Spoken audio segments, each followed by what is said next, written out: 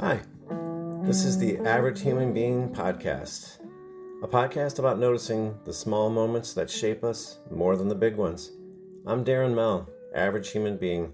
I'm not here to teach you anything, just talk about being human. Thanks for listening.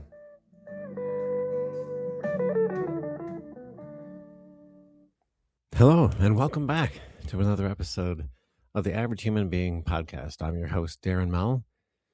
And this is the start of season 2 for me, and I thought I'd do something that is, I think, now looking back on it, is very, very funny because time has passed. But, I say that an average human being, I'm a middle manager, middle class, middle of the average guitar player. And there's one thing in life, a book that I wrote that's called the Middle Seat Memoirs, and I put it out last year, and it's about 36 chapters broken into 3 sections. One about airline travel, the other about family and parenting, and then the third is about the oddities and bizarreness of corporate America. And the way that I did each chapter is basically the thoughts inside our head, because I think we're a lot of, especially going to start out with airline travel. For those of us that don't fly a first class, which is most of us, there's just something about it that we almost have to kind of come together on because we're all jammed in there so tight. So if there is one place that I believe in the modern world where democracy completely breaks down, it is the middle seat on an airplane. So what I'm going to do with these coming episodes is one of the chapters is going to read those thoughts that are going through, in this case, the person's head, and tie it into just how it makes us average, but average in a way that we all can connect together. And I think that that's the most important part. So this is chapter 9 from the book called The Armrest Skirmish, the Middle Seat's Last Stand. So the scene is row 16, the dreaded middle seat, early boarding. You eye your boarding pass with a sinking heart. 16B, the seat of existential compromise. You squeeze between your aisle and your window neighbor, resigning yourself to the hours of polite, limb-related warfare.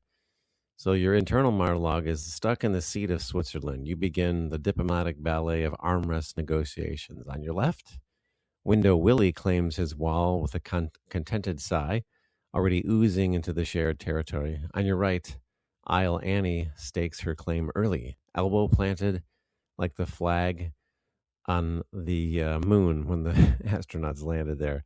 You, the courageous soul doomed to the geographic purgatory of 16B, you hover your arms, pretending you're deeply fascinated by the safety card until the moment is right. And then Act 1, the subtle nudge. You attempt a gentle graze of the left armrest, pinky to pinky with Willie, hoping for a shot at the armrest. He holds firm, feigning sleep with a strategically drooping head. You shift right only to find aisle Annie deep in airplane nap pose, her elbow barricading the precious 1.5-inch strip of hard plastic. Shouldn't the middle seat get both armrests? It's basic aviation justice. You contemplate an impassioned speech a la United Nations, but instead you muster the courage for the classic firm settle, ever so slightly exerting pressure in the hopes of a silent truce. Act 2, the dance of denial. Your arms hang orphaned above your lap as you wait for an opening, maybe a restroom run, maybe a beverage cart miracle. Maybe the armrest game is fierce. Any attempt at occupation is followed by the world's most smallest tug of war. Then, meanwhile, window Willie is pressed up like a cat in a patch of sunlight, and aisle Annie uses the outside armrest like it's her constitutional right. You, in the fog of the armrest limbo, you realize you might have to choose between circulation and propriety. Then Act 3, the negotiated settlement. A glimmer of hope, turbulence, drinks are spilled, arms are lifted, and aha! You swoop in, snagging the rare double armrest. For one beautiful moment, you're king of the middle kingdom. Your elbows breathe in freedom, and so as if on cue, your neighbors reoccupy their territory, giving you the passing glance that silently screams, "Let's not get greedy, 16B." Then the final act is the zen of the middle seat, your acceptance. By hour 2, you accept your fate. You master the ancient art of T-Rex arms, folding your limbs inward into posture befitting evolutionary throwbacks. You contemplate inventing a portable armrest or advocating for a new Geneva Convention on seat etiquette. Let it be known that the middle seat gets both armrests, signed every flight survivor since 1927. The moral of the middle seat is that the battle of the airplane armrest is one of modern civilization's greatest silent struggles. A gladiatorial bout conducted entirely through passive-aggressive nudges and subtle sighs. Should the middle seat get both armrests? Of course. But the rules are unwritten, unforced only by levels of collaborative shame and polite avoidance.